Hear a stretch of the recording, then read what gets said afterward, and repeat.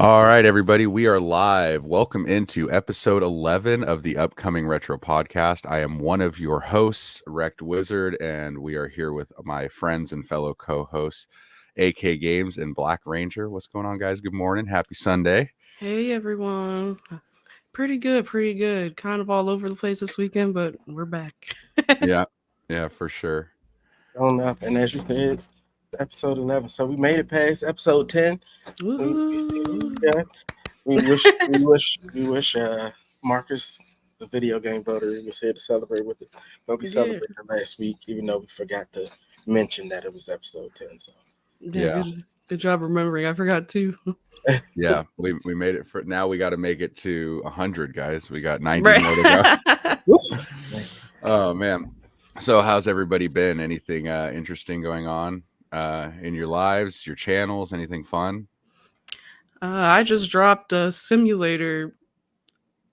I guess you could say video game essay. I used to do them a lot, but I'm kind of getting back into it, especially not that now that there's not a lot of new games coming out and stuff like that. Playing a lot of Hitman, World of Assassins. That's really fun. Yeah. Nice. What about you, French? You working on anything or anything in the works, or have you put out anything? Nothing too much for me. I did finally put out my Retro World Expo vlog / pickup video. That was Nice. super fun. It had been probably like a month, maybe a month and a half since I uploaded anything. I've been way off my game, but kind of getting back to more of myself doing this. And the ugly YouTube algorithm / YouTube monster did strike his head again because AK, unless she'll probably see it, but it'll pop up that I subscribed to her channel again Uh, because I had already subscribed. But one of those things where I know I've talked to Marcus about it before, and I think me and you've talked about it, Mike, even a so kind of like YouTube will just remove subs from your page for Yes. people who sub. So you definitely got to go back and check it because no reason why people I'm sub to just pull up like, oh, it's a new person for you to follow. no, that's I can't follow crazy. these people. Yeah. Yeah, I've had that happen before too, where I'm like, dude, I swear I've been following this person forever. Like I've watched their videos before. I watch them all the time. And I won't be subbed. It's weird. Yeah. But yeah, a lot has been going on this week in gaming. It's kind of crazy. So some of the things we're going to talk about today is Nintendo is suing the creators of Pal World. And for those of you who don't know what Pal World is, it was a game that came out earlier this year that saw a lot of success. It was basically Pokemon with guns. It was a farming simulator that just kind of took off, and Nintendo has filed in not a copyright infringement, but a patent infringement lawsuit against them. So we're going to talk a little bit about that. And then the other thing too is Microsoft has laid off 2,500 Activision Blizzard employees as of recently, which is, it's kind of nuts. That's a lot of people to put out of a job.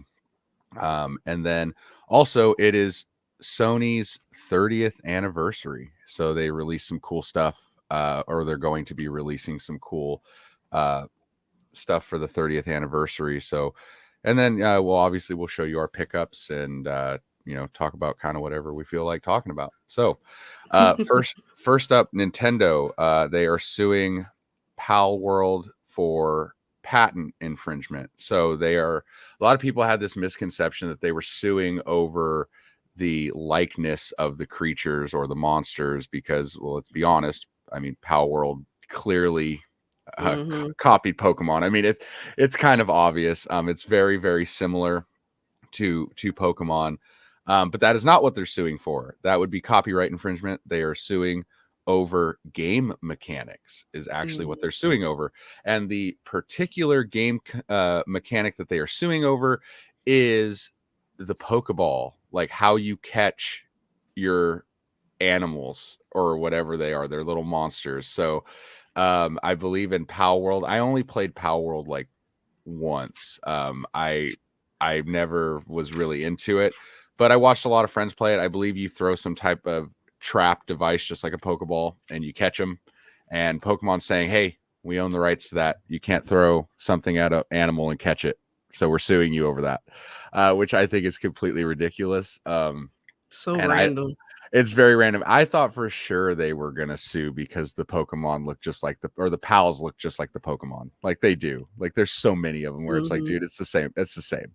Like, but they're not. But you know what? Honestly, I don't think that they should be able to sue over the likeness because there's actually a little comparison thing that came out showing that Pokemon took a lot of creative inspiration from Dragon Quest.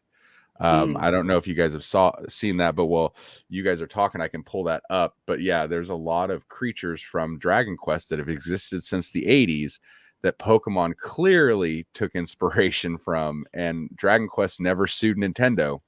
So, I mean, I don't know. I think that you can have similarities and likeness to things and take creative inspiration from other things and it not be sued for it. But that's just my opinion. And I love Nintendo, but Nintendo's very, very protective over their IPs. Very protective. So for sure. What are you guys thinking about the whole Pal World thing?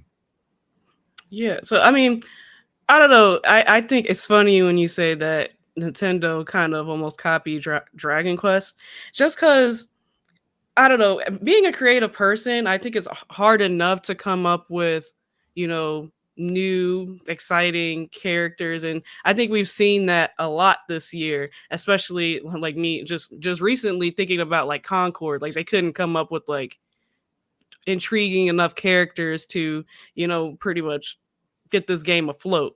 So I don't know with Power World, yeah, they did. They clearly copied the characters and stuff like that. Unfortunately, I never really got the chance to play it, but I have seen a lot of gameplays of it and stuff because it really popped off when it first came out, and I feel like it kind of died down since then. But I don't know, just gameplay mechanics. Yeah, like I said, it's so random. I could see it though, especially with like the Pokeball and stuff, because that is kind of very iconic. And it doesn't surprise me that Nintendo would find something to go after.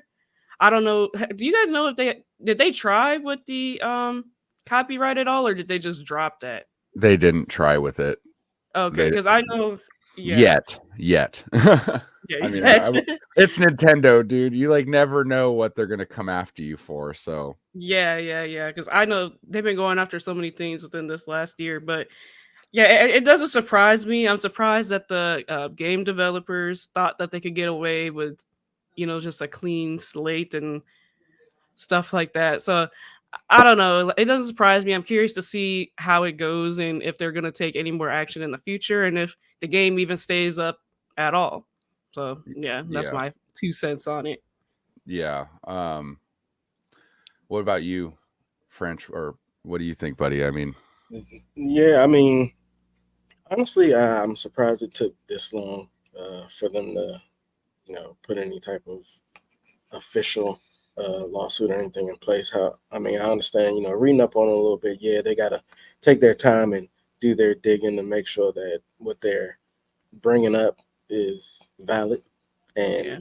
they, of course, you would think anyone, especially like Nintendo, if they're bringing it up, they got all that they need to know in the background. oh They yeah, bring it up because they know they can win. They're yeah, not just, waste money on it. And something some people might say something as small as how to catch, your Pokemon or whatever they would call them in Power World, or however you catch it, something as small as that would be um, a lawsuit. But when you're looking for something just to be able to win, because you can, that's what it takes. It's the small details that make things happen. So, I mean, to some it may seem petty, but you gotta do what you gotta do. I mean, yeah.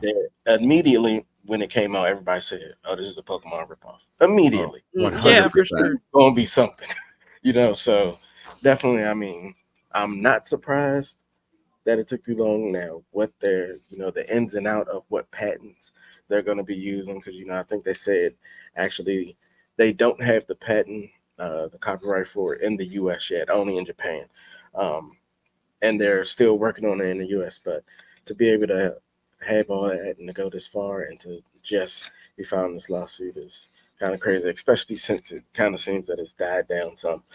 So Yeah, and also, you know, we have to realize too that I'm sure that copyright law in Japan is different than it is here in the United States, right? So we don't really know what's going to happen.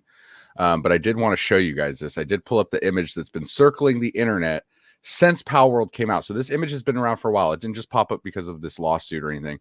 But let me show you guys exactly what we're seeing here. So here is the Pokemon, and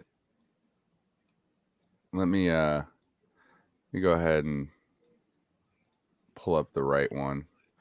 And But while you do that, we do have a comment from VideoGameVotary saying, "Have a great show, guys." So he's in the chat. we miss you. We wish you were here. I'm gonna punch you in the nuts. I Say love you, buddy. I didn't know if he had traveled to LA or not, but it was so dark in the back of your game room there, Rec. I thought he might have been standing back there, but I guess shout out to the bro. Okay, guys. So here, can everybody see that? Yeah. So this is the image that has been circling the internet since Power was released, because people are like, oh, all the Pokemon fans are like, well, they're clearly copying. They should be sued. Guys, Dragon Quest has been around since the 80s. Okay. It's got a 10-year gap on Pokemon. Look at the side-by-sides and tell me that Pokemon didn't take some kind of inspiration from every single one of these. Everyone. For sure. I think my biggest one has always been, every time I saw Dragonite, of course, down there in the bottom right, I was like, this looks oddly familiar to someone. Yes. And you can clearly see why. But to see all of them side by side like that is definitely wild. Yeah. I mean, it's kind of undeniable that, you know, Pokemon clearly took inspiration from Dragon Quest. And another thing too is people, you know, them suing over the game mechanic of throwing the Pokeball and catching the monster. I mean, so from my understanding, patent infringement, and I'm probably going to butcher it, but the way that it works from my understanding is you're allowed to patent something that's not like super broad, right? Like that's like not something super universal or broad, as far as like, for example, I was listening to one of my favorite streamers talk about, his name's Asmongold. He's one of the biggest streamers in the world, and he was talking about it, and he thinks that it's absolutely ridiculous that Nintendo would be suing over something like the Pokeball, and the way you throw it and you catch animals, because you're basically, that exists in the real world. And people are like, what are you talking about? There's no Pokeballs in the real world. When you're catching an animal in real life, you use traps, right? So this idea that you can patent the way that you catch an animal using a trap, which is the Pokeball, is it seems like it's too broad of something to try to claim ownership over. From my understanding, that's the way I took it when I was listening to him explain it. So I don't know what's going to happen. You know, but you also have to look at things like Digimon or Yu-Gi-Oh or all these monster type shows and video games that have existed forever. I don't think Nintendo's going to win this one. I think it's a little bit too broad of something to try to sue them over, but who knows? I have no idea. I'm not a lawyer and I don't live in Japan. So I don't know what's going to happen. I think it's a bit ridiculous that they're suing them. You know, I have no idea what's going to happen, but yeah, clearly Pokemon copied Dragon Quest. So I think it would be a little bold for them to turn around and try to sue Power World, especially because, you know, Pokemon never tried to sue, like, as far as I know, tried to sue Digimon, right? And Digimon came out after Pokemon, if I'm not mistaken. And there was a lot of similars. I mean, even look at the name, Digimon, Pokemon, like, you know, it's just, I don't know. So why do you guys think that, you know, Nintendo decides to go after so many people? That's what I'm trying to think about. Like, why do you think they're so protective? Oh man, you know, it's kind of wild, because you look at someone like Sega, who, you know, for example, you have like the guy who created the Sonic Mania game on the side. And Sega saw that and was like, hey, instead of suing you, we're going to hire you because you did like a really good job on that. Right. So like, but Nintendo, man, you see anybody do anything with a Nintendo IP, it doesn't matter how big or small the project is, they will Yeah. send you a cease and desist letter like instantly. And if you don't comply, they're going to sue you. They don't care if you're just some normal guy, just sitting at his computer, or if you're a business, they will come after you. They've put people in prison. They have literally sued people into oblivion where they will be paying Nintendo the rest of their lives. Mhm. um I think that you should protect your IPs. I do. But I think that Nintendo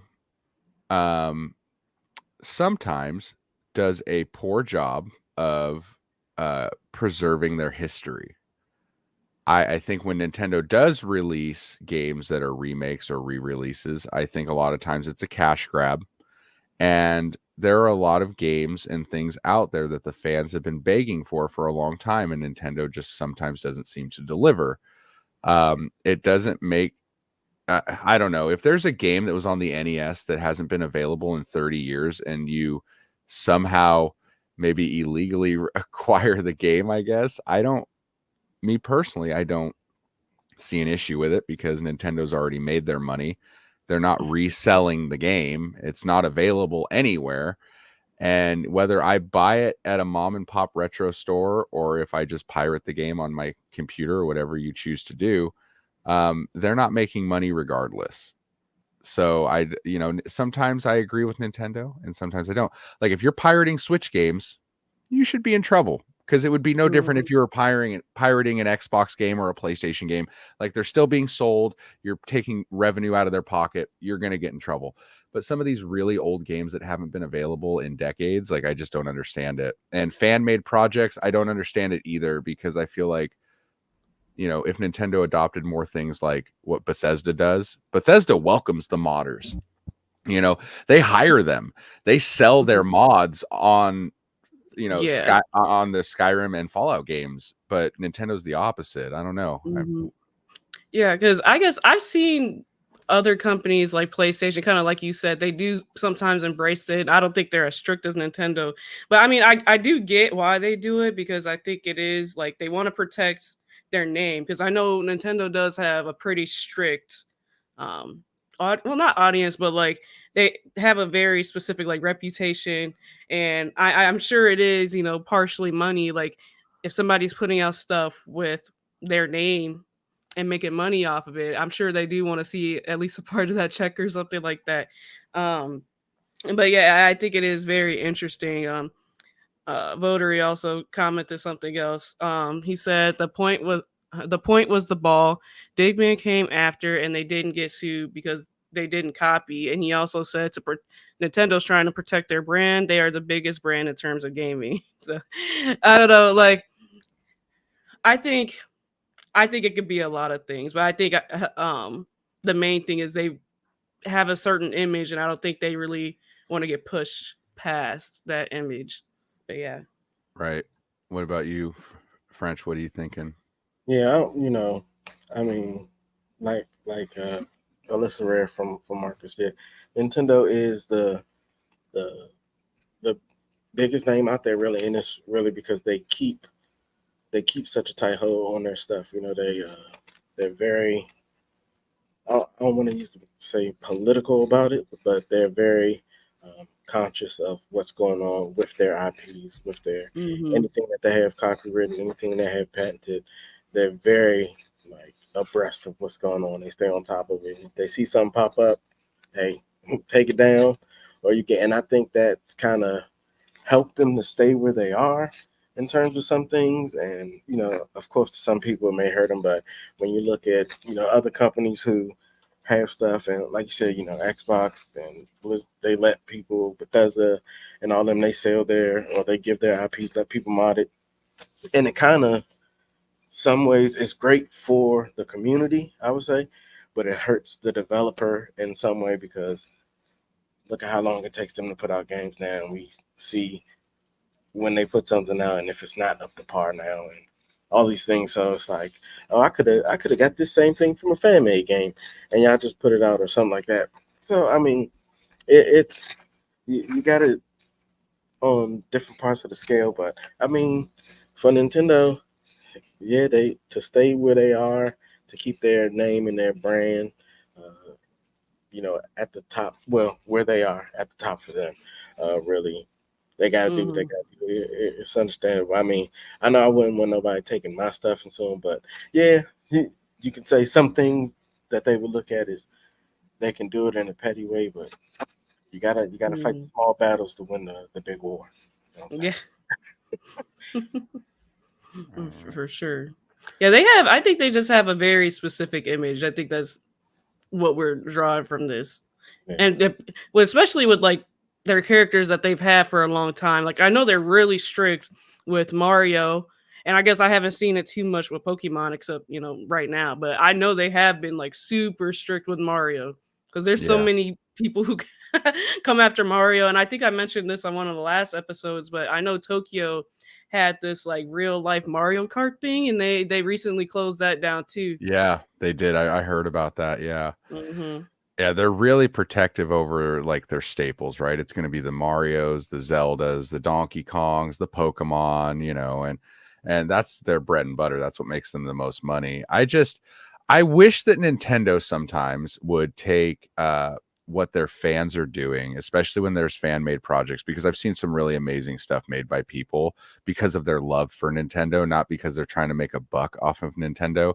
Like I don't know if you guys ever saw that project where somebody took the Legend of Zelda Ocarina of Time and put it in like the Unreal Engine, and it looked absolutely gorgeous. Like it was Ocarina of Time on steroids to the next level. It looked like a PlayStation 5 game running Ocarina of Time. It was gorgeous. And it was, the guy wasn't selling it for money. Like it was literally just a video on YouTube of him working on like a solo project by himself. And Nintendo sent him a cease and desist and he had to take it down. It's like things like that is what bothers me. Like I get it. Like, the guy that was literally paying, or well, there was a guy who was getting paid to hack Nintendo Switch consoles for people. And I think we talked about this on an episode earlier on, but there was a gentleman who was literally advertising that, hey, you pay me this much money, I'll hack your Nintendo Switch and put all the games on it. Right. And he got caught and he got sued into oblivion. Like the guy is going to have his check garnished for the rest of his life. He owes Nintendo like 10 or $20 million. And like he's a normal dude like us. Like he's just like he's gonna get sued or he's gonna be paying for the rest of his life, like no matter what. And he did serve jail time, like I think a year. He served a year in prison. Mm. So yeah, you play stupid games, you win stupid prizes. Like what did you think was going to happen? You're literally offering a service to hack their newest console and give everybody all the games. And like he did it for Crazy. lots and lots of people. Like he was literally advertising this service online. It's like, dude, you're an idiot. Um, like there's two companies I would never screw with, dude. That's Nintendo and Disney. Like Yeah, Mario and the mouse, dude. Like don't don't for mess with them sure. because they don't care if you're like some 90-year-old grandma just barely making it. They will sue you and put you in prison. They don't care. Um, Yeah, but Disney's a good comparison. yeah, they're like the movie version of Nintendo, right? But it's like, Mhm. but when you see fans that are passionate, like doing things for your game or creating art, like I just feel like more companies should be like Bethesda and embrace it. Like the modding community on uh Skyrim and Fallout is absolutely insane. And a lot of these modders are so talented that Bethesda hired them to work for Bethesda. Like again, I said earlier, the gentleman who created Sonic Mania, which was an absolutely amazing Sonic game. Instead of Sega suing this guy, they were like, hey, do you want a job? And the guy's like, hell yeah, I want to work for Sega. That's awesome. Like, like Nintendo seeing like Ocarina of Time running in 3D, like Unreal Engine, like, dude, I would have called him up and been like, hey, check this out. Like, do you want a job? Not take that down. Like, I don't agree with it a lot of times. There's some things I think are justified, but I think Nintendo tries to throw their weight around a little bit too much, and instead of bracing the fans, they kind of push people away, and it kind of turns people off. I don't know. It's a shame, but I still love Nintendo. I don't, Zelda's my favorite franchise of all time. Right up there with Elder Scrolls. So it just sucks to see Nintendo going after people for loving their games. Like, if you're stealing from them, sure, but fan made art and passion projects and stuff like that you don't make a dime from, it's not hurting Nintendo. But again, they have an image, like they don't want other people creating or putting out there what they interpret their IPs to be. They don't want other visions of their IPs, they want their own. So I mean, I don't know. I don't agree with all of it. Some of it I do. But that's kind of how I feel about Nintendo. It's just there's so many games out there that we've been begging for as Nintendo fans, like, that we just haven't gotten. I'm still waiting for Twilight Princess HD to get ported from the Wii U to the Switch. Yoshi's Woolly World is still trapped on the Wii U. There's Kid Icarus. We haven't had a Kid Icarus game since the DS days, right? Like, where's that at? You know what I mean? Like, I feel like Nintendo releases stuff like remakes and remasters to just as a cash grab a lot of times. And there's still so many amazing Nintendo games that existed on older consoles that haven't been available for, in some cases, decades. So how do they expect us to play and enjoy these games and preserve their history if they sue you for it? Like, it's like, dude, you're really going to sue me because I downloaded a copy of an NES game that you haven't talked about in 30 years? Really? Really? Well, it's, Yeah. I don't know, man. I don't get it. I mean, I guess I feel like you could say that same thing though about a lot of consoles. I know you could say it about PlayStation, about 100%. them, yeah, with the releasing their older IPs or bringing it back. I don't know. They have been doing so many remasters, but then not bringing like games that we actually want to see, which I feel like it wouldn't even be that hard to do if you already have like, the foundation set and stuff like that. All you got to do is come up with a new storyline and bring it and bring it back. Yeah. It's so hard to do. There's going to be an audience for it either way. I mean, it might not be as big as they want, but I mean, right now they're just taking shots in the dark, and it's a 50-50 chance if the game is going to be good or not, So it's just, I don't know. I feel like it wouldn't take that much to do, but Yeah. I don't know. I can see it both ways, but I guess they're just trying to protect what's theirs. Yeah, and sometimes, I mean, I don't even know if you look at it as they're protecting their brand, their IP, and they don't want somebody to put out something that they've reimagined that may lead to them losing out in the future to say, well, they've developed this kind of storyline or anything about a game where they may be already in development. Like, say, for instance, somebody took, one of the Zelda games or something and switched it around and made Zelda the, the protagonist in the game, and now it wouldn't be as much excitement for the new Zelda game coming out or something like that. Yeah. But I mean, typically you haven't seen that, but at the same time, it may be sometimes that with some older stuff, people may be putting out that people's first impression that they're getting of these IPs or these Nintendo games is from something a fan made or something somebody else developed, and they're like, no, that's not us. No, take that down. We want them to get their first impression from us, which is understandable. But at the same time, yeah, we haven't seen Kid Icarus in forever. We do want these other things, and I know we look at it and say it should be easy for them to put these things out. I mean, I'm pretty sure it's somewhat difficult to develop a good storyline, because we've seen games come out that look like they're amazing and the storyline be trash. Yeah. Or the storyline be the same thing as another Over game. and over. Just with over and over. So yeah, that can be, but then again, you have hundreds of thousands of employees. I'm sure somebody can come up with something good. So Yeah. Well, it's funny that you brought up the fans making something that is in the works at the actual studio themselves, because that actually did happen, not with Nintendo, but I'm a huge Bethesda fan. I've said that many times on the show. The Elder Scrolls is my favorite video game franchise of all time. And there was something that very similar happened.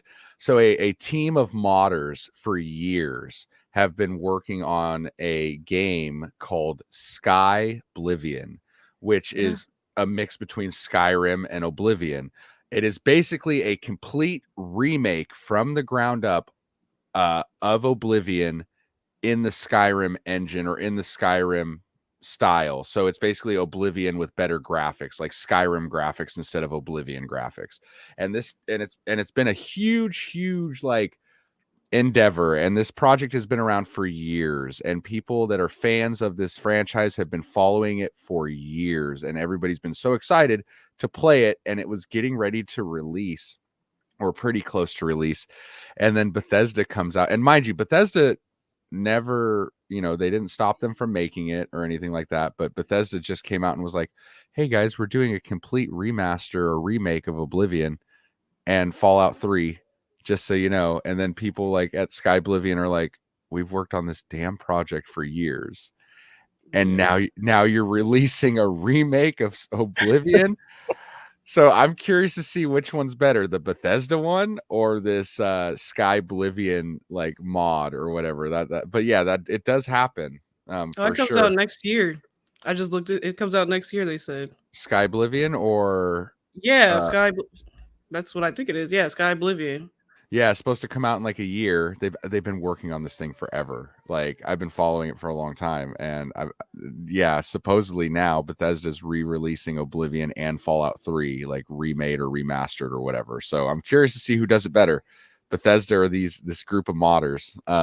So hopefully they once they both release, and if Sky Oblivion does well, like, I'm hoping Bethesda just hires them, like, hey, bring them on board. That'd be cool. I wouldn't put it past them.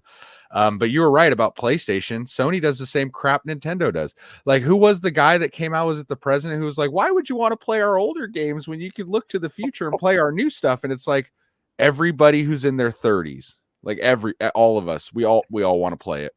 Yeah. If we're in our mid to 20s, late 20s, 30s, early 40s, like, if we were there for the PlayStation 1 moving forward, we want to play your older games, Sony. We loved them. They were masterpieces. We do want to go back and play the original Resident Evil, Metal Gear Solid, Crash Bandicoot, Tomb Raider, like Twisted Metal. There hasn't been a Twisted Metal game since the PS3.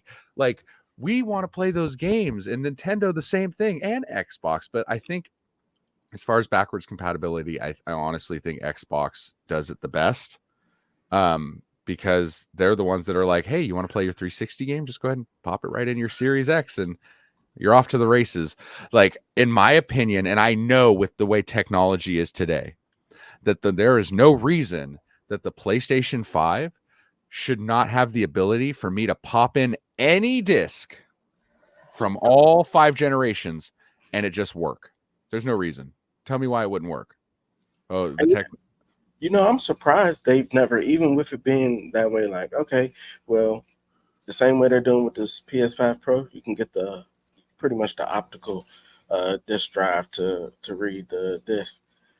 If your system itself won't read all the discs, why not sell an external disc reader that has the capability to read those older discs? Oh, because it's on that black disc or the blue disc, it won't read like the. Well, make an external disc reader that'll do it. I'm surprised they've never done that, because I'm pretty sure it's not the technology in the system. Yeah. Oh yeah. It's just the drive, as you say, the disc reader itself. Sell an external one. Why not do that? If the PlayStation 3 could read PS1, PS2, and PS3 games, I mean, shoot, the PS5 can already read PS4 games. Figure it out, Sony. Do you realize? I don't know. Maybe I'm wrong.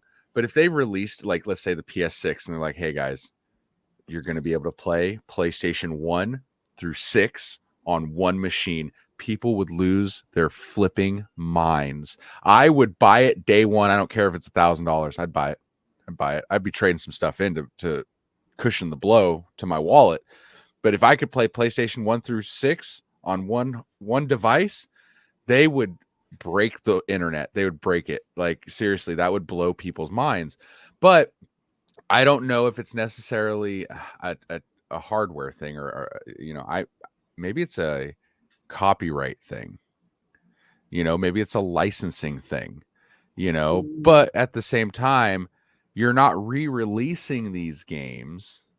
You're just people that already own the discs that are out there are putting them in the machine and working. Because the thing is with Microsoft is we know that when you put a 360 disc in there or an original Xbox disc in there, it's not reading the actual disc, right? It is literally just an unlock code. It's saying, hey, he has the original disc, and it downloads the online version from the Microsoft store, right? So it's not reading the discs at all. Those discs are serving no purpose. They're just a placeholder that says, hey, he has the game.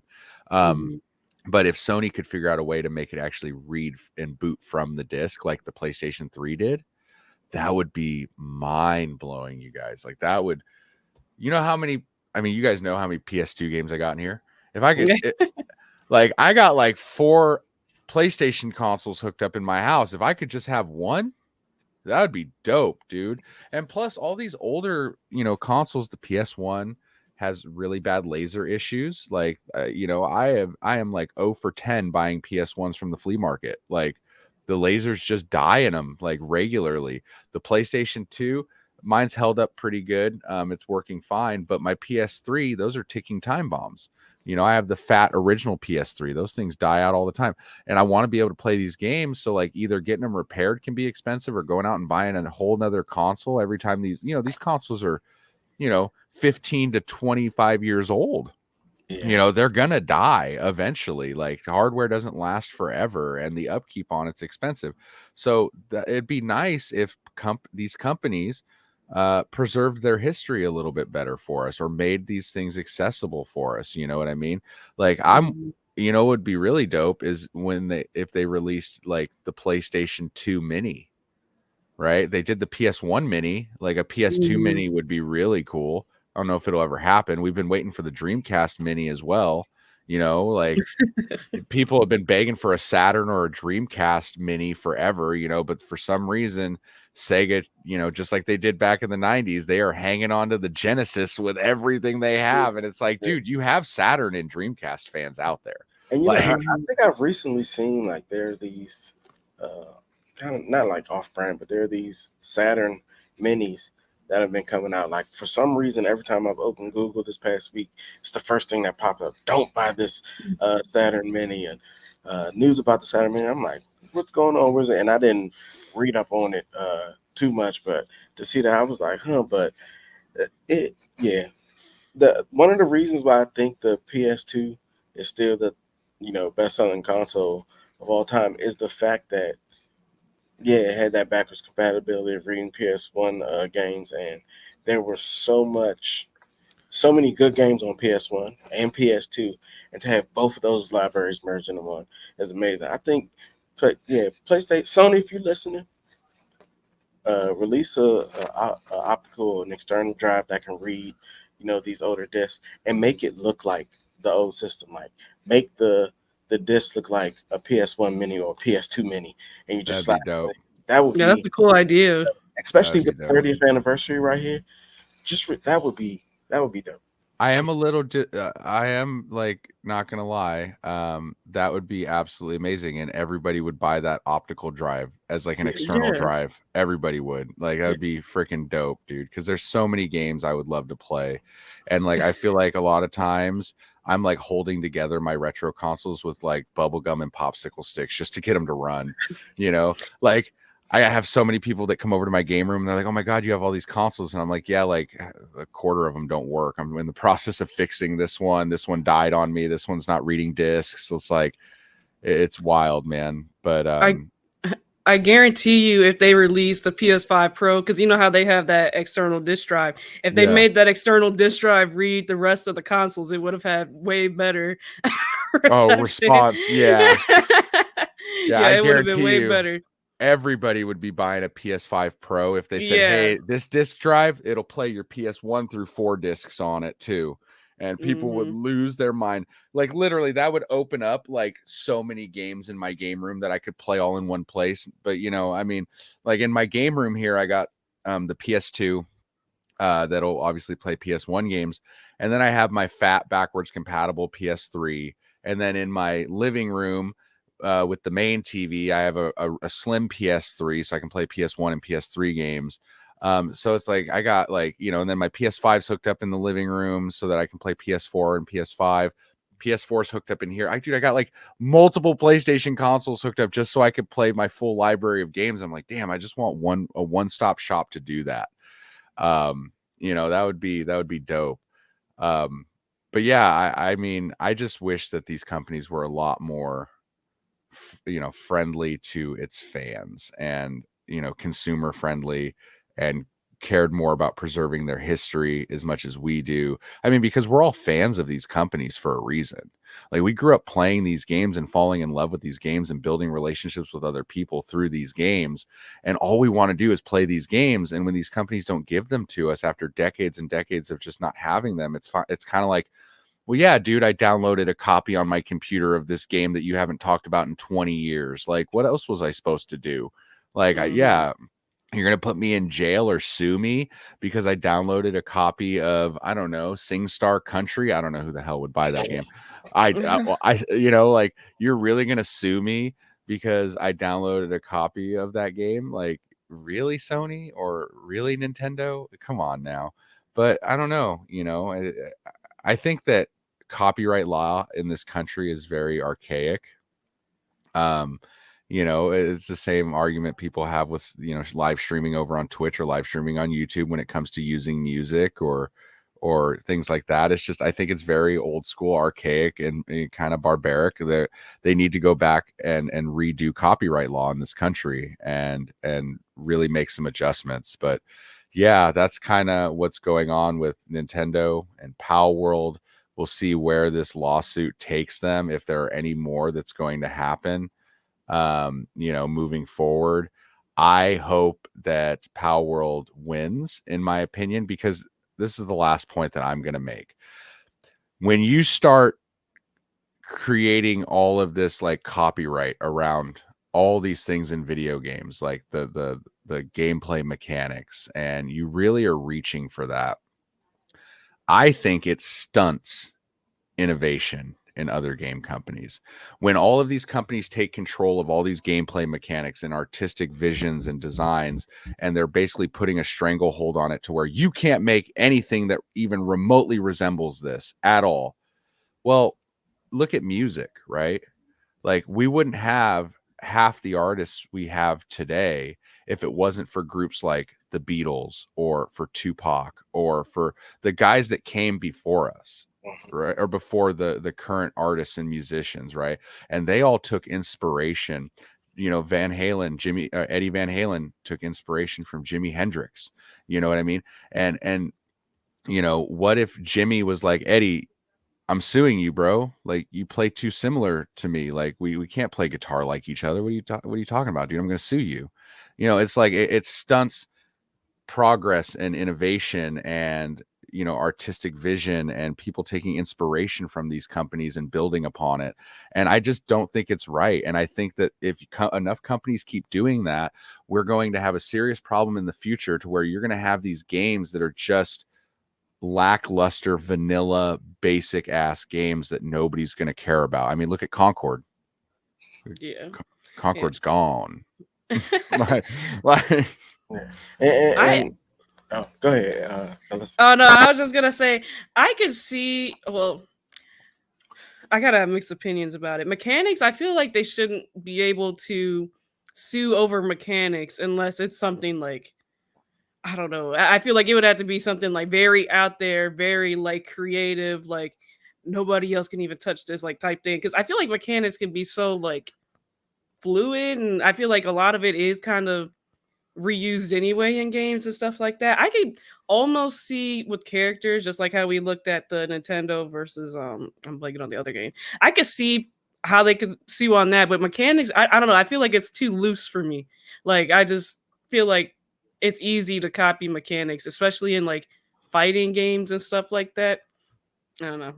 Yeah, and I can see it from both, and I can see, you know, their hope isn't that nobody uses those mechanics. They want people to use it, but the copyright just means that you have to pay me to use Yeah. it, which is I'd rather be a money grab from a company than from the consumer. Like, yeah, if I know this company has a ton of money to, develop this game and everything. So if I can sue them for something as small as the mechanic, or if I have it copywritten and they have to get a license from me to use this mechanic in the game, so be it.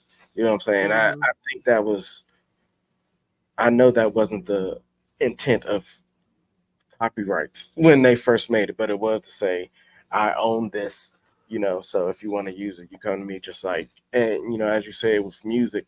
Now, if it was something as small as this is a riff that I play and you're playing this riff and I'm suing you, that's crazy, unless it's copyright. Mhm. I mean, there are some things that there are certain, as a musician, there are riffs that people use or certain beats or ways to sample that people have made themselves and it's like named after them.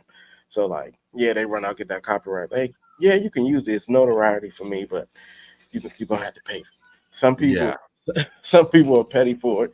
But I mean, if so now with this gameplay mechanic, yeah, they didn't necessarily weren't the first ones to use it or invent it, but they were the first ones smart enough to say everybody's going to do this at some point. Let me copyright it. Yeah. Mhm. Yeah. Yeah. But again, it goes back to like, should you be allowed to patent something that is so broad in scope, right? Basically what it is you're using a trap to capture an animal. Yeah, Like, and that's the argument that Pal World is probably going to make in court. Like, no, you can't do that. Another perfect example of an actual thing that is, to me, a very unique, never been done before mechanic in games, and it's kind of famous, is in the Shadows of War game, the Lord of the Rings game, because there's Shadows of Mordor and then Shadows of War. They have what's called the Nemesis system in Shadow of War that has never been done before, and that actual gameplay mechanic or engine is actually patented and it cannot be used. And it's actually really cool. If you've never played the Shadows games from Lord of the Rings, it is literally Lord of the Rings meets Assassin's Creed. Like, it plays Mhm. like an Assassin's Creed game, but it is set in the Lord of the Rings universe where you're killing orcs and trolls and stuff. It's such one of my favorite underrated franchises of all time. Honestly, it's that good. It's that fun. I 100%ed Shadows of Mordor. But Shadows of War has a mechanic called the Nemesis system where the orcs in the world will randomize for every game for every player, and they'll have different names and they'll have different the way that they act in the world, and they will also, when you fight an orc in the game, and let's say it's an orc general or a captain, and you kill that orc, like let's say you shoot him in the back with a couple arrows and he dies. Well, in a lot of ways, sometimes those captains later on in the game will come back. That same captain will still have those arrows in his back, and he'll remember you and he'll say something like, so basically it's a whole system that makes these enemies smart, and they remember you, and they learned how you fought them last time, and they adapt to your gameplay style. So they're like, oh, this guy likes to use arrows, so I'm gonna get up close on him. Like, it's a really cool, intuitive, like, awesome system that they implemented in this game. They own 100% copyrights for a system like that. Like, that nobody else Mhm. can make a game using the Nemesis system, which that is on a totally different level than throwing a Pokeball, in my opinion. Yeah. You yeah, know, Mhm. um, so somebody in chat says so it's Mecha Otaku Gamer, fellow YouTuber content creator, really awesome guy. He says Radiata Stories on the PlayStation 2 also has a very unique mechanic.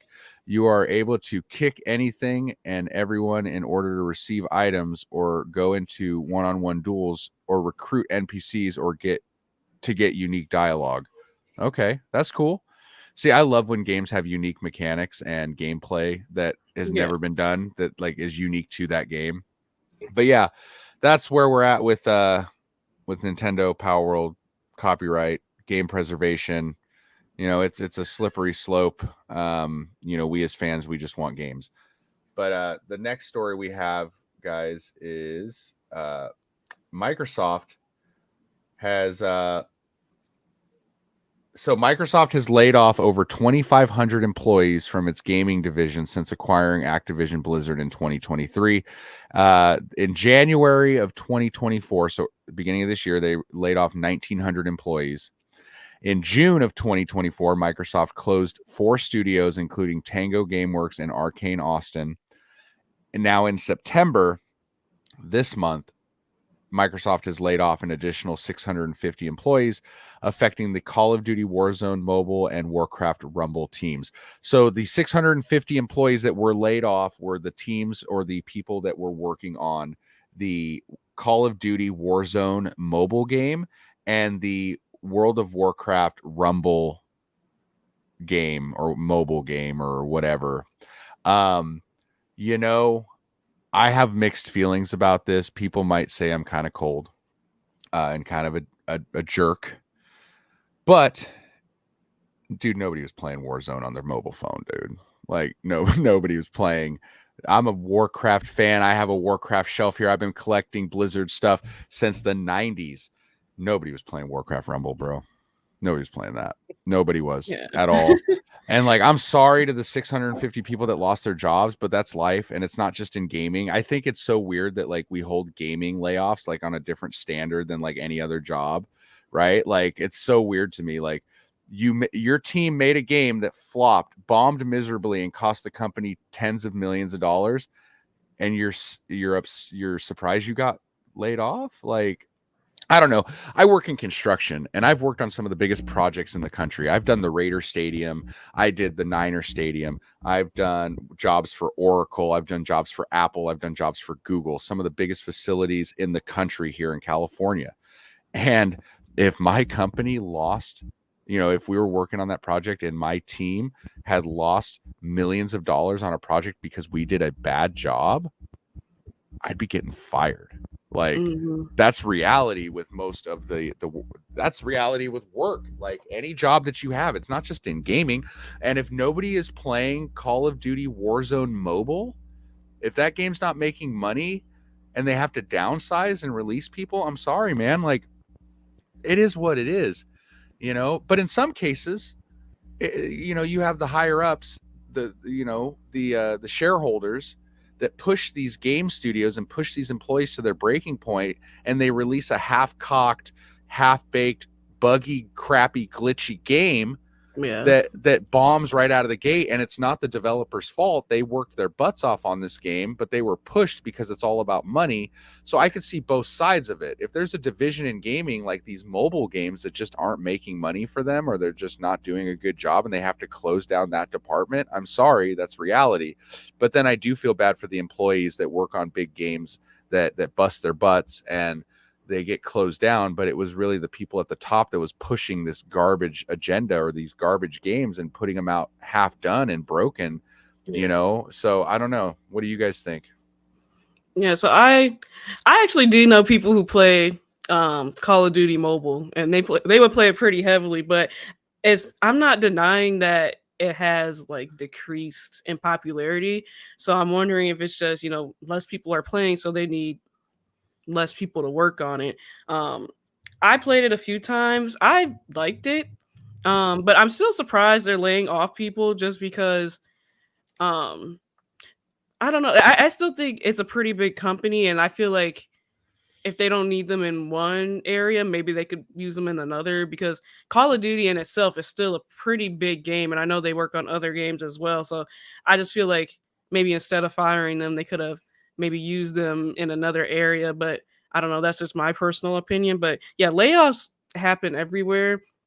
I don't think it's just a game industry thing, but it has been a lot, unfortunately, in the game industry. I know Sony did it a lot too within this last year, but it's just crazy to me. But I just wish that they could find different ways to use these people instead of laying off, because when I heard 2,000, like, that's a lot of people, but it happened. So Yeah, I kind of thought like when I figured though that there would be a lot of layoffs when Microsoft acquired Activision Blizzard, because I Yeah. figured that Microsoft would be inserting their own people into those roles and kind of just completely taking over Activision Blizzard, right? So, what do you think, French? Yeah, and I kind of feel, kind of to mirror both points. Like, yeah, layoffs happen every day, and I wasn't as big into Call of Duty mode. I played that one a little bit. I was real more so into PUBG mobile, because that one just seemed like it was more fun to me.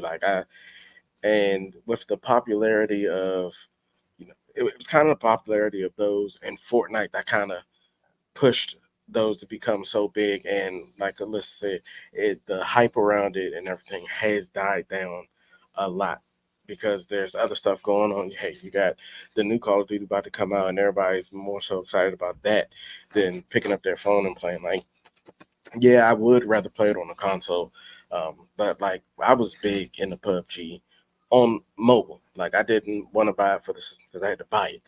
It was free on mobile. I even bought a holder for my phone to, the controller fit to make it more comfortable because I would be on there and I like had teams. Like I'd be at work getting messages, be like, "Hey, French, you hopping on because we about to get it in." I'm in there. Like it was real big, but I understand, when you don't need those resources as much. And it didn't say they laid the entire team off. It came from those from that area, those mobile game areas, to where you don't need as many people to manage the systems or the mechanics of it, I guess, or the updates or anything. So you let a bunch of people go. There's probably still a bunch of people that work in there, but they let those amount go. But at the same time, yeah, it is a huge company. I'm sure there's other stuff, and as much as we are, on these companies ask about, hey, we want this, we want that, we want to see this, we want to see that. Pretty sure you can use those brains and those developers and move them somewhere else to make your consumer more excited about what else is coming, rather than what you got to think about, the future. Like they're focused on what's coming out now. That's still the future. It's about to come out, but go ahead and go down some of them Reddit threads and go through YouTube comments and just Google your company and see what people saying. See what they want. Take those people from those areas. They were doing a good job in those. Well, we would assume they were doing a good job, especially when the games first came out. Put them somewhere else and help develop, you know, those things that we as the consumer want to see. Yeah, absolutely. Um, yeah, I don't know, man. I feel like it's just I feel like everybody kind of knew it was going to happen when Microsoft bought Activision Blizzard, that they weren't going to keep all of their employees. Like Phil Spencer, when they bought Activision Blizzard, he said there is going to be a culture change. Things are going to change, and you are going to report to me. I am your new boss, like not Bobby Kotick or whatever that loser's name is. So yeah, I mean, honestly, I kind of saw it coming. It was a big merger. It was a $69 billion merger, the biggest in video game history. Microsoft was going to insert their own people into these into the Activision Blizzard and all the other studios that they bought. It just was, I knew it was going to happen, and they couldn't keep everybody. It just wasn't feasible. So, And there was probably something, anytime something like that happens, yeah, any merger, anything, you're going to see people let go or move to a different area. There was probably something in the write up of the sale. I'm pretty sure that was a long oh yeah, contract and everything, to where it said, there will be cuts in, different departments. There'll probably be more people let go within, the next couple of months too, to where we're acquiring this company from you. These will become our employees, but our company number will stay right here. So anything outside of this number, it will be this many employees let go yeah, over time.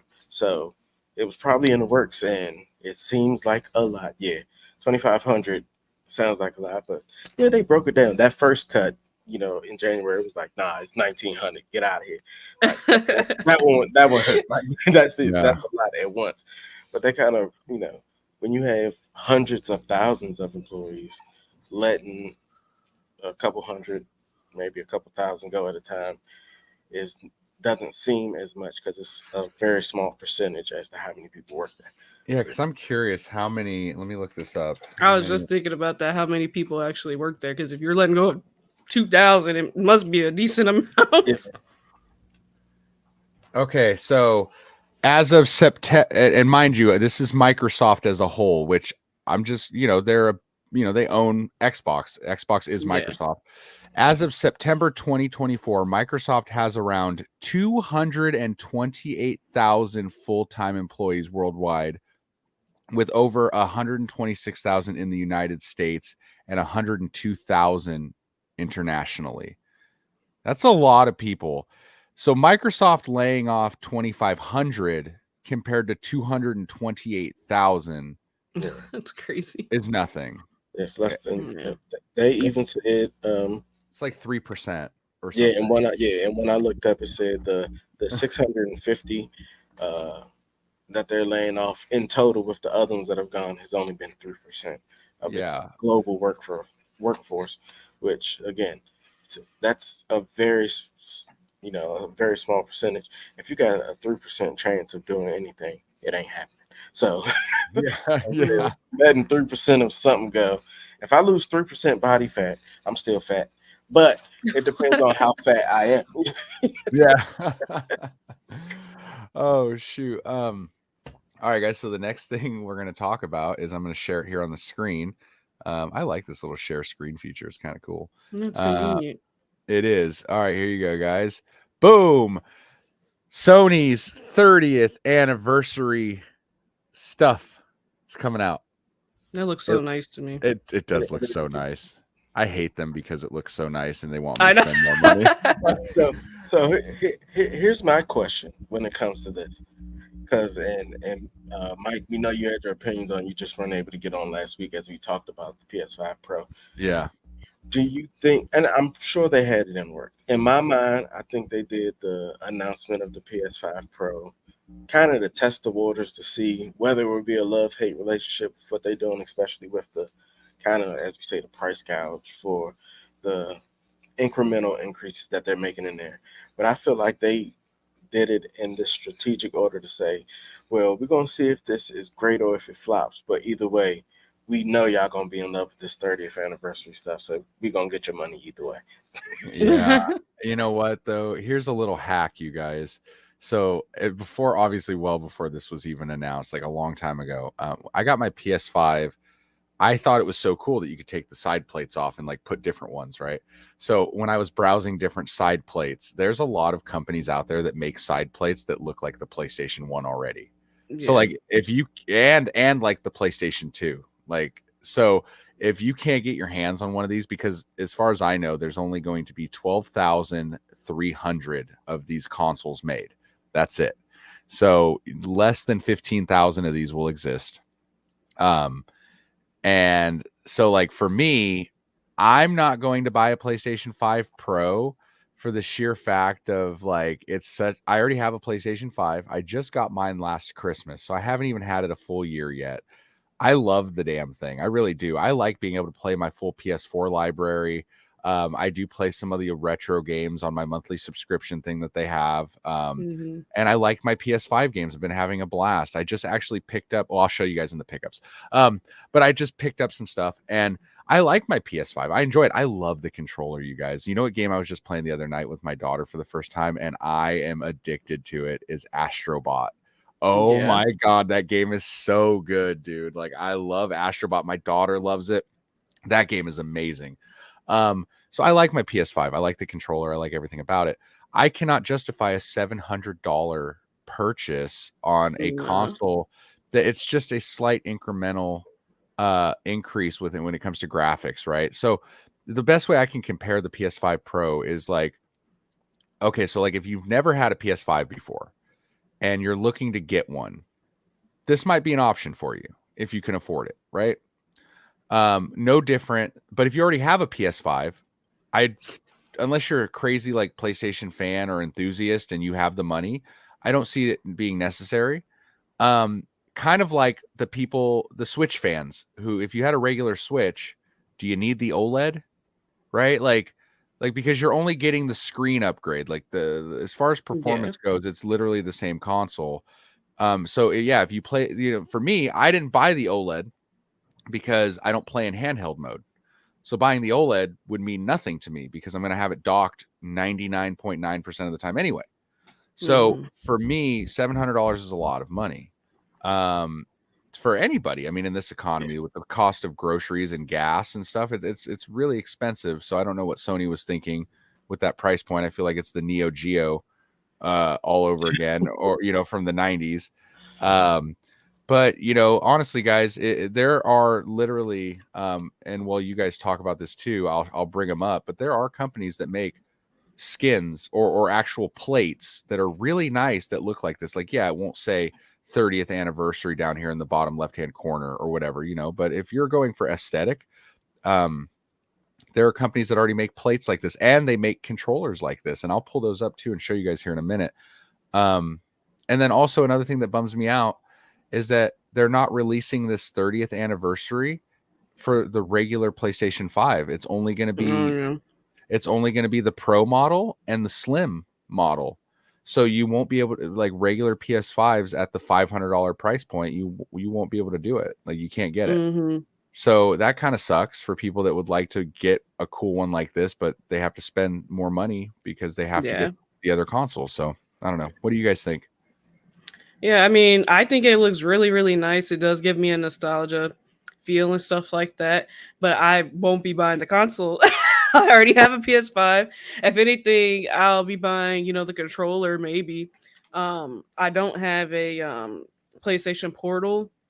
I don't think if I ever did decide to get a PlayStation Portal, these would probably be sold out by now. So if anything, I'd get the controller, but I'm not buying a new PS5. I already have one. But yeah, I think it's a really, really nice design.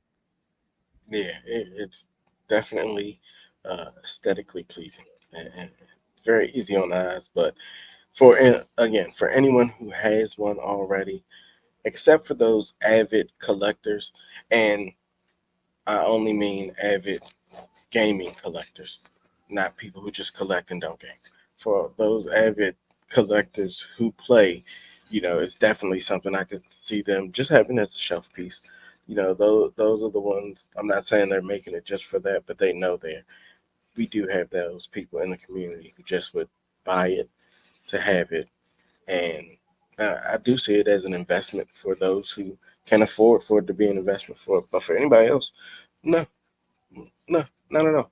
Yeah, for sure. So here's one of the custom skins on Etsy, or plates, I mean. So I mean, there's one, and it's $16, right? Like, there's that, and then this one looks interesting. This one's kind of cool. This one is also on Etsy. Let me share this one. It's actually pretty neat. Where is it? Here it is. There's another one. Yeah, it's $20. So like, if you care about that type of aesthetic, like you want it to look old school, there's and look at this one right here. This one's pretty dope. Now this is a fully customized controller. This isn't like, this one's pretty cool, but this is hold on. But this one's a little pricier. So this one is $160 on Etsy, but it's a fully custom controller. That looks really nice. It does. It looks amazing. So did we get a price on what PlayStation's selling it for? I don't. And see, that's the thing, is like, if they're going to sell the 30th anniversary controller for the price of a regular controller, which is like $70-$80, obviously I'm going to go with that over something like this instead of the $160. Right? But if they're like, oh, it's a special controller, it's going to be $200, I'm like, well, this one's $160, Sony. I'm not gonna lie to you though. I'm not getting the console. I'm getting the controller. If I can go pre-order it, I'm gonna get the controller. I'm not gonna get the crazy Edge one that's like $200-$300 or whatever it is. I'm gonna get the regular controller, and I might leave it in the box if I'm being honest. Like, Part of me, guys, I'm not gonna lie to you, I thought about it in my head, because when I saw this for the Pro, I was like, damn, I just made a whole video shitting on the Pro about how I'm not getting one. And then Sony pulls me in with this 30th anniversary. I'm like, okay, how can I make this work? How can I get this thing and not look like an idiot? Because I was like, well, I could trade in my regular PS5. I know GameStop is giving like $450 right now if you trade it towards the Pro. And I'm like, okay, cool. We're halfway. And then my buddy owns a game store. And I'm like, well, I got all these 360 games that are worth about $1,000. Like I could walk out with a PS5 Pro 30th anniversary, like pre-order it and not pay anything, just in trades. And I've thought about it because I don't want a regular PS5 Pro, but I really like this 30th anniversary one. It looks dope, dude. It looks so dope. I kind of missed out on that one with the 20th anniversary for the PS4, the blue one. Like that console was clean too, dude. And that one was numbered and everything too. And I missed out on that. I don't know. But yeah, guys, honestly, go to Etsy, go to Google. If you really care about just like the look of it and the aesthetic, oh, this one's cool. I got to show you guys this one. Because I'm the PS2 guy. Last one, I swear. This one is clean. Boom. PS2 right there, boy. Oh, yeah, that one's cool too. Yeah, that one's dope, dude. I might get that one. But that one's cool. But that one's $70, but that's still pretty cool. It's still pretty cool. Not bad for 70, right? But yeah, guys, I mean, if you just care about the aesthetic and you aren't planning on buying a Pro, go to Etsy, go to Google, type in. They have so many different cool plates like that are just really cool with like your favorite games, colors, retro designs, modern designs. So if you want to save money, there's options out there for stuff like that. But yeah, I kind of want it and I kind of don't. I don't want to spend the money. I know I'm getting a controller, but I'm still on the fence about the console just because if I do it, I'll have to trade in my current PS5 and some games because my wife would kill me right before Christmas spending $700. She'd kill me. She would kill me. And especially because last Christmas was when I got my PS5. Like my wife and my mom and my brother and stuff and my dad, like they all kicked in to get me my PS5. Like that was my main gift because I said, they were like, what do you want for Christmas? I was like, I want a PS5. They're like, okay. So like everybody kicked in money. They got me the PS5. They got me Horizon Forbidden West, God of War Ragnarok, an extra controller, docking station to charge. They got me the whole setup. So my family all came together and hooked me up last Christmas. And it's like, I just got the damn thing. It's like, I don't want to, I don't know if I want to get rid of it, but I don't know. But next up, I think the portion of the podcast, how long have we been going for? An hour and 12 minutes. You guys got any cool pickups? Because I got a couple things. Do you guys buy anything new? Let me see. I have a couple things. Cool. I'm gonna blow up your screen and you talk about it. I'm gonna grab mine. Yeah. So definitely not a lot. I'm sure not as much as Rect has, but I do have the Prince of Persia. Try to get there. Prince of Persia on the PS3, and then I was really debating if I wanted to get this next one, but this is kind of, and I know I should not have been playing this as a child, but I did play this game a lot as a child, and that is the 50 Cent Bulletproof. I'm not sure if you guys have ever played this game. That's one I don't have yet. I've never seen it at a store, so I'm like, okay, I have to pick this up while I'm here because I used to play it a lot with my sister growing up. So I'm like, nah, I need to pick this up because it was a little pricier than the ones I usually get. So I was debating it, but yeah, I ended up getting it. So yeah, those are the only two. I just picked those up like yesterday. So that's dope. Hell yeah. All right. So hold on. We gotta go. Boom. All right, French. You get anything? Have you bought anything? The only thing I picked up this week is my daughter. As far as buying things, I bought groceries and I think pull-ups. Yeah, that's the most I've bought. Story of our lives, dude. I cannot wait until both of my children are out of diapers and pull-ups. I am like overbuying it. I'm so done. $50 to $60 a box from Costco. I'm done. I just thought about it. If I keep my daughter home from daycare, from school for 2 weeks, I can afford a PS5 Pro. No. I mean, weeks. If I did Priorities, it right? a month, I could definitely get the 30th anniversary bundle. You should. You should. Now, will your wife go for that? Probably not. She won't know. Yeah, she won't know. Yeah, just. She's at work. She won't know that she. I mean, I would, dude. I would. Hell yeah. All right, so I got a lot of pickups. I'm gonna run through them quickly. So some of these were at my buddy's game store that just recently. I went to his store for the first time. He just opened recently, and I did a video that I'm putting together for his store that'll be out soon. So I picked up PS2 games from him, and then a lot of these are flea market finds. As of actually yesterday, I got a lot of stuff at the flea market for dirt cheap. So let me go through these. So, and some were GameStop. Okay, so flea market video games. I got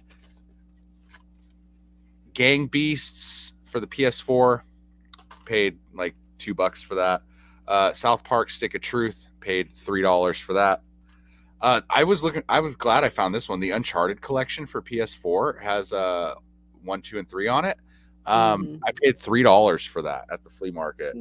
And then so for newer PS5 games, I talked about it earlier. Astrobot, Dragon Ball Z Xenoverse 2 for PS5, Ratchet and Clank, A Rift Apart. Finally picked that up. This one I've been looking forward to for a long time. The Dead Space remake for PS5, and Devil May Cry 5 for the PS4. Those were all from GameStop. And then here's the games that are from my buddy's game store for the PS2 collection. We've got Robotech Battle Cry. We've got Yu-Gi-Oh! Duel Masters. That cover's awesome.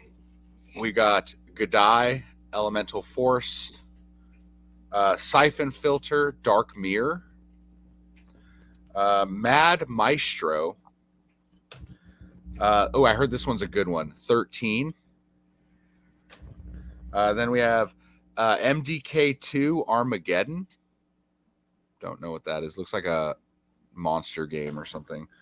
We got by Square Enix Front Mission 4. Zathura. Space Jumanji, basically. And then we got Shadow Man 2. Okay, so those are the ones from my buddy's game store. And then here are some more thrift store, or not thrift store, flea market finds. It's a little gross. So I'm going to have to completely clean this controller because the buttons are a little sticky. But for $5, we got the blue PS4 controller. For $5, it's not bad. For $5, so nostalgic for this Super Nintendo game. But we got Ken Griffey's Major League Baseball. This is such a good baseball game. I used to love this when I was a kid. Shout out to Glenn. Oh yeah, shout out to Glenn. With one hand. And then my wife is a huge fan of The Sims. Okay, like when she used to make content, it was all Sims content or Zelda content. And so somebody was selling all these big box PC games for the original Sims. And so we've got The Sims 2 Unleashed. Then we've got The Sims Superstar. Then we got the original, the base game, but the deluxe version in this giant box. Yeah, fully complete. Then we got The Sims Live in Large expansion. This was a huge expansion for the original game when that came out. Then we got The Sims House Party expansion.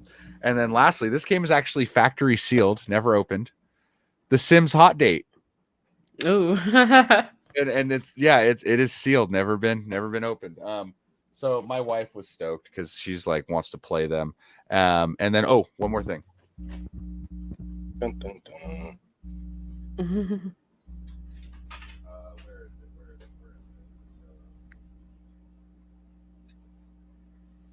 it? I love The Sims as well. I haven't been playing it as much as I used to, though. I used to be on that game so much.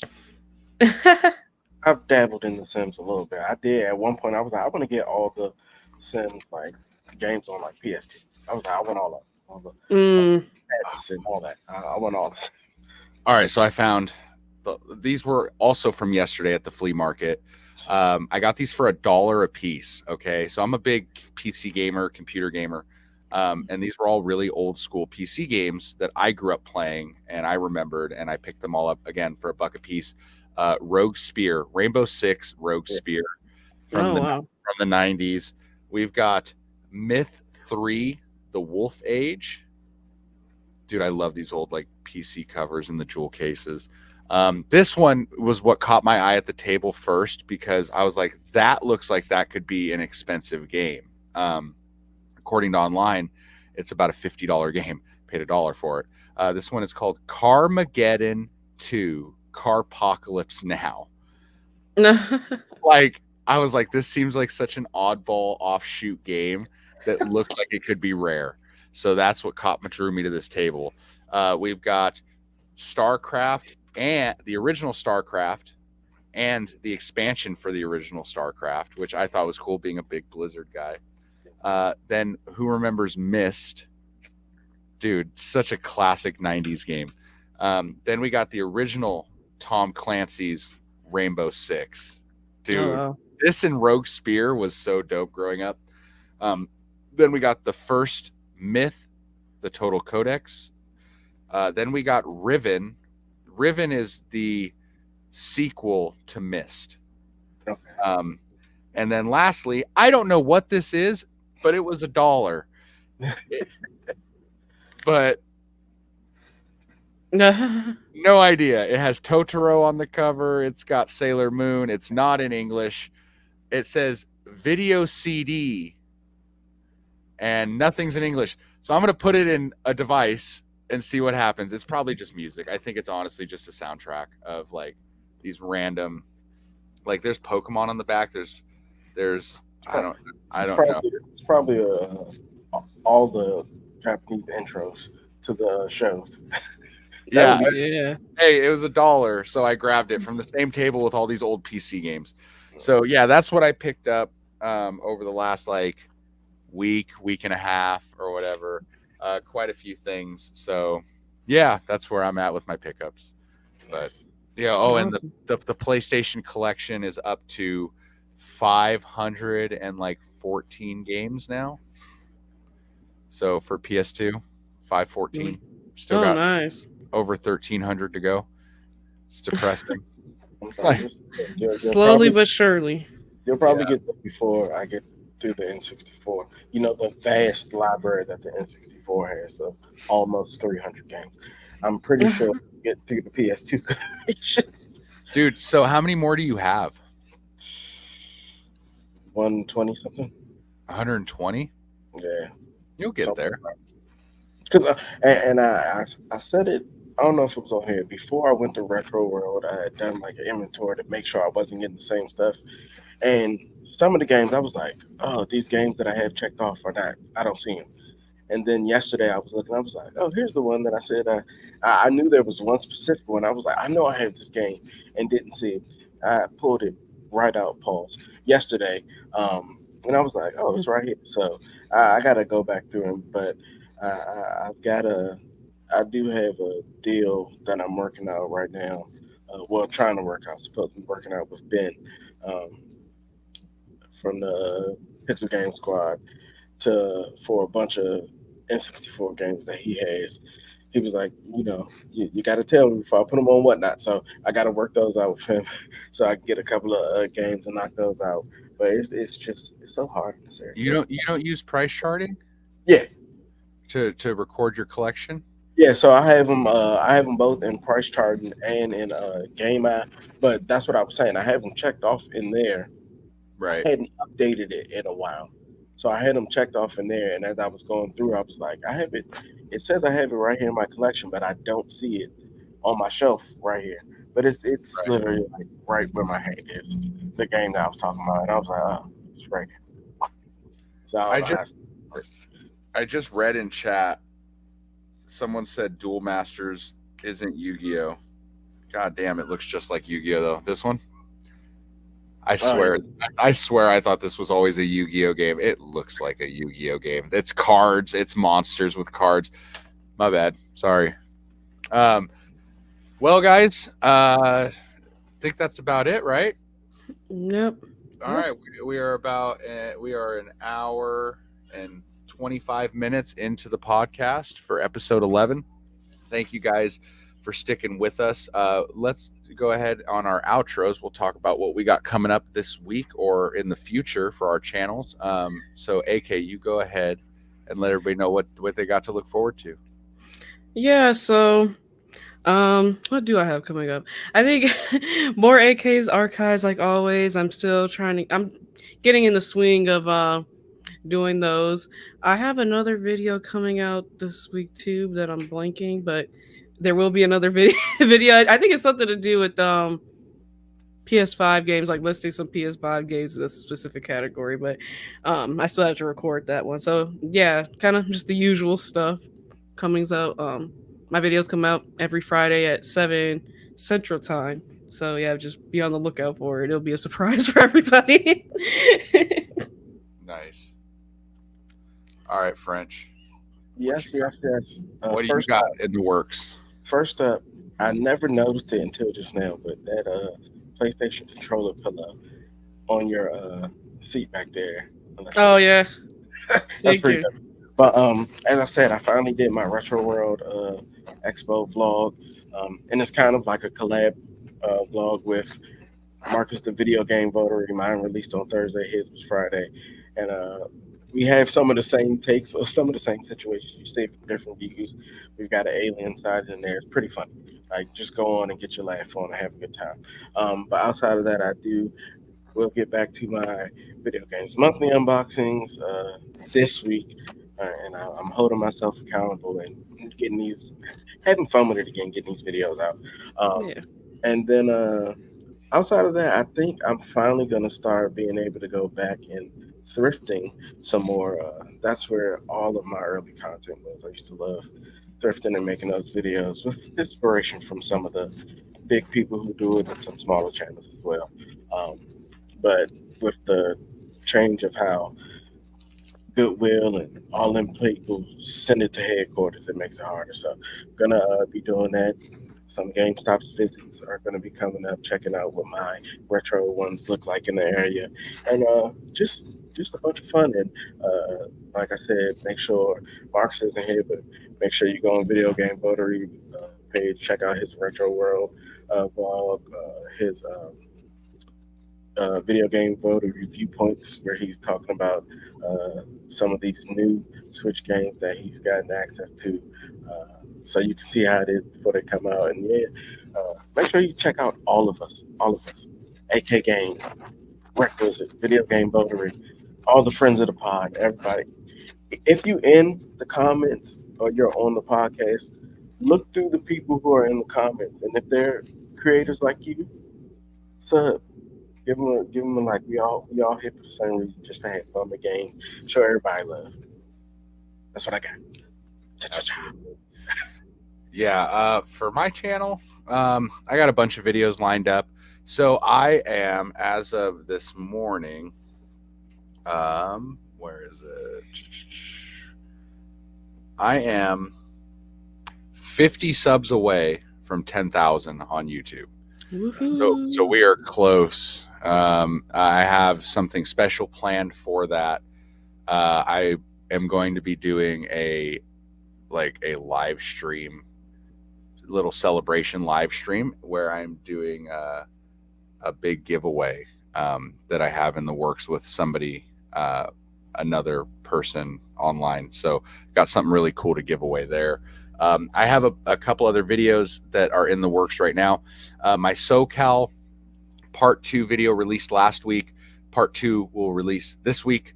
So if you didn't see yourself in the first part, you're in the second part. If you know that I filmed you, or you should be.